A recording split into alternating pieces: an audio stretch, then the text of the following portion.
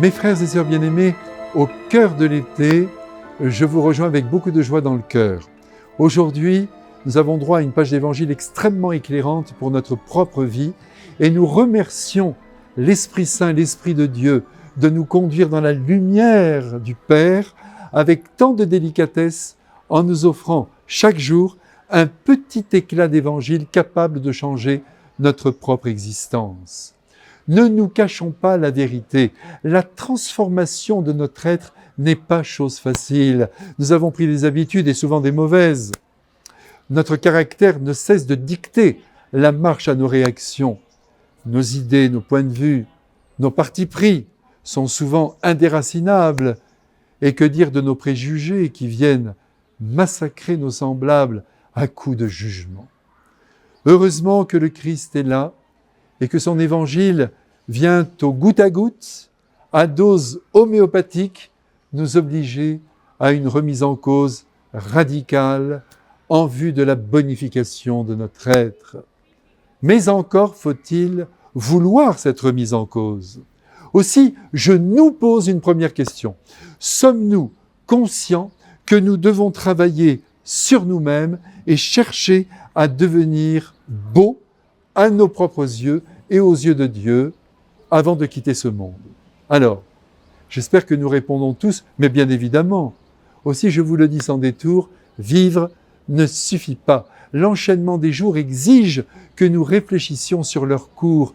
C'est ainsi que des trajectoires peuvent être modifiées favorablement et que nous pouvons parvenir, vous et moi, malgré nos limites, malgré nos péchés, à nous améliorer jusqu'à ressembler au Christ. Mais oui, car c'est bien là, je vous le dis si souvent, le travail d'homme qui nous revient tant que nous sommes sur la terre. Personne ne sort du ventre maternel en état de perfection.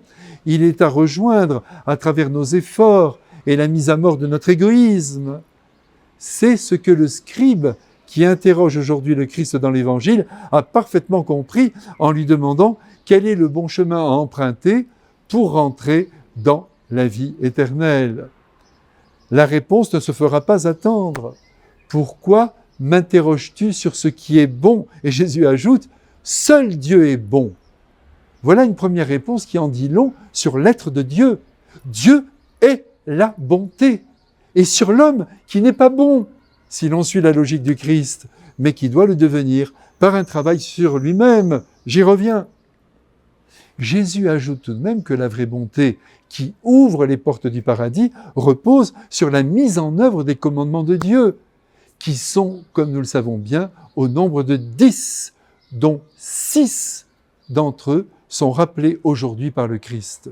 Ce qui nous montre clairement ce que le Père ne supporte pas. En voici la liste. Le meurtre, l'adultère, le vol, le recours au faux témoignage. Et enfin, Jésus achève cette liste par 2 commandements sous un mode positif. Tu honoreras ton père et ta mère, bon, et tu aimeras ton prochain comme toi-même. L'amour, toujours l'amour, voilà ce qui est attendu. C'est alors que le jeune homme de l'Évangile ose affirmer qu'il met en pratique ces 6 commandements, et Jésus d'ailleurs va lui répondre très simplement, je te dis bravo. Cependant, une chose te manque, dit-il, si tu veux être parfait, va, vends tout ce que tu as, donne-le aux pauvres, et enfin, suis-moi, et tu auras un trésor dans les cieux. Hélas, vous connaissez la fin de l'histoire. Ce jeune homme, pourtant appelé à rejoindre le collège des apôtres, et ce n'était pas rien, récuse l'invitation. Pas étonnant, il possède de grands biens, et il ne veut pas s'en séparer. Ou plus exactement, je pense qu'il n'est pas capable de s'en séparer, parce que l'argent, nous le savons bien, a un pouvoir captatif énorme, et que la possession des biens, et surtout leur accumulation, sont une prison dans laquelle nous nous enfermons le plus souvent librement.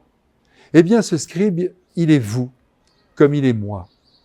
Une seule conclusion s'impose, entraînons-nous à la dépossession, en offrant de temps en temps à quelqu'un que l'on aime, que sais-je, un objet auquel nous tenons, ou encore donnons un joli pactole d'argent à qui en a besoin.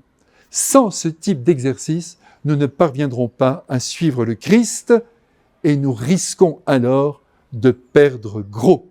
Amen.